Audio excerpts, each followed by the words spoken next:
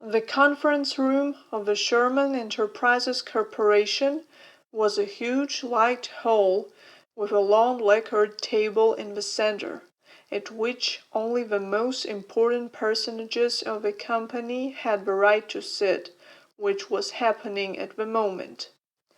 An extremely significant issue was being discussed, the company's strategy for the next year, which, of course, was accompanied by a presentation of different projects and various carefully thought out ideas. They were supposed to be approved or rejected by the one who was sitting at the head of the table, the young heir of the legendary family, Max Sherman, who recently turned 27 years old. He was an extremely handsome, prominent man with beautiful regular features and immaculately black straight hair, smooth strands of which always stubbornly fell on his right temple. He had elegant thin lips, moderately sharp cheekbones, and attentive dark gray eyes, framed by thick black eyelashes. It is worth noting, not only his appearance was very spectacular. By his 27, this man had not only proved his right to the position he occupied, but also to win the respect of many people with whom even his powerful father had a hard time dealing. Max Sherman was the same intelligent as he was handsome, and in the world of big business were traveling legends about his hard work. Besides, he was also very tactful and perceptive. He always defined unmistakably the perspective or unpromising of different projects, and expressed his opinion firmly and at the same time painlessly for his employees, for whom it could be a big stress. So he was respected even by those who were much older, and people of his age didn't even dare to envy him because he towered so much above everyone around him. But there was no arrogance in his manner, only seriousness, deep, unbreakable, sometimes formidable, rooted in his features so thoroughly that many people couldn't imagine him smiling. Even if he smiled, it was a reserved smile, without bright emotions. But as for hearing his laugh, no one dreamt about that. Maybe it would be a problem for him to remember when he really laughed last time. I thank you for all your efforts. These were his words at the end of the conference. Many projects still need to be finalized. Some of them go ahead of time, but we reached today the main goal. Thanks to our general efforts, we shaped a plan, the exact implementation of which guarantees company, and therefore all of us individually, successful improvement. All this would be impossible without your creativity and constant growth. The next meeting will take place in a week at the same time. It will be devoted to discussing the financial aspects of the plan. Thanks for your attention. He never said you may be free, but his polite, confident position was conquering him even more respect and was making his power even more indisputable.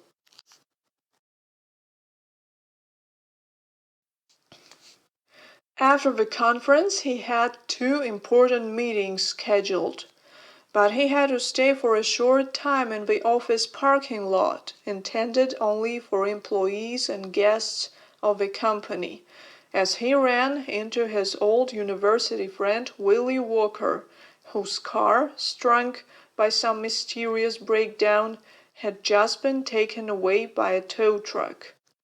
"What happened?" Max asked after a friendly handshake. "Is there something with the engine?" I have no idea, Willie answered angrily. Whatever it was, I couldn't figure it out. And of course it must have happened in such place. What a shame. Come on. It's normal. Shall I give you a ride? Where are you going now? To Brown Street. Excellent. That's right on my way. A minute later, they were moving along the central highway towards Golden Avenue. Despite his high status, Max categorically refused a personal driver. At first, he liked to drive himself, and at second, he considered such luxury worthy rather of a well-deserved old man rather than young men like him. You saved me, Willie said, sorting the papers in his briefcase. The meeting is very soon. I would be late, even if I called a taxi. No problems. I don't even have to turn anywhere. How are you, by the way? Willie looked at him with interest. Long time no see. Nothing has changed.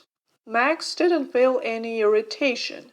In fact, he didn't like to talk about personal stuff with unfamiliar people. But they were always getting along well with Willie, so there was no need to shut her out. Work, work, work. Everything is as usual. What about rest? Sometimes it's necessary to hang out, you know. I'm quite enough with sleeping. I'm sure you don't even sleep normally. 3 hours a day, isn't it? You're mistaken. Max smiled briefly. I'm taking care of myself. Otherwise, I won't be able to perform my duties well.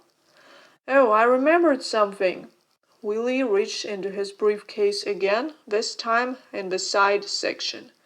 It's a brilliant establishment. Max, I'm serious. Don't languish in the evenings. They had just stopped at a traffic light at that time, and Max looked at the black card handed to him, and the next moment he stared at Willie in a daze. You can't be serious. Yes, I can. Listen, I would not recommend any nonsense to you. But this is a really cool thing. They work accurately, conscientiously, fiery. Sometimes we all need it, you have to admit. Max almost burst out laughing, but still limited himself to a miserly grin. Keep it to yourself, Willie. I'm not that bad, don't worry. Hey, I'm not forcing you to call right away. Let it lie down somewhere, and then maybe it will come in handy. That's impossible. Everything happens. Willie fearlessly opened Mac's glove box and put there the card. Let it be here. Get it out of there. Nope.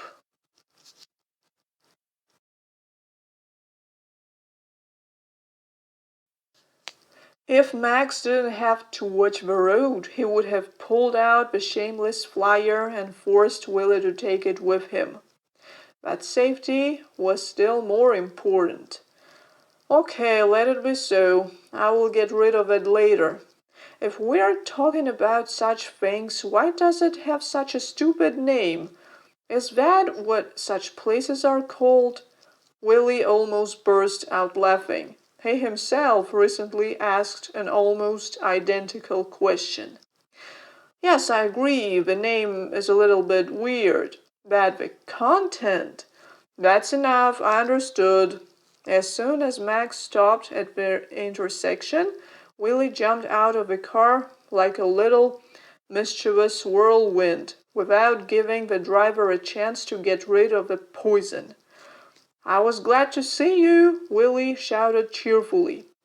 Sherman mentally called him a little asshole, and then disappeared into the crowd in a matter of moments.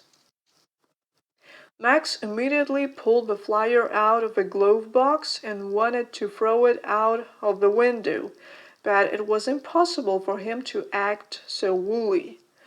There were no trash bins anywhere nearby either, and the cars behind were already starting to push. As a result, he put the paper into the side section of his case where he usually kept the least important documents, and resumed the journey. There was no talk about leaving the flyer in the glove box. He could forget about it and discover later in front of someone. It should have been thrown away in the proper place, and that he could do later without any problems. After all, there were serious negotiations before him. Sacrificing them because of some vulgar piece of paper would be the height of stupidity from on his part. As soon as he remembered the negotiations, not only the paper, but also the meeting with Willie immediately flew out of his head. Concentrating habitually, he quickly checked the availability of the necessary documents and turned on the navigator, simultaneously fixing in his mind the most important questions. 5 minutes later, not even a tiny memory of the Blue Dragon 9 remained in his head.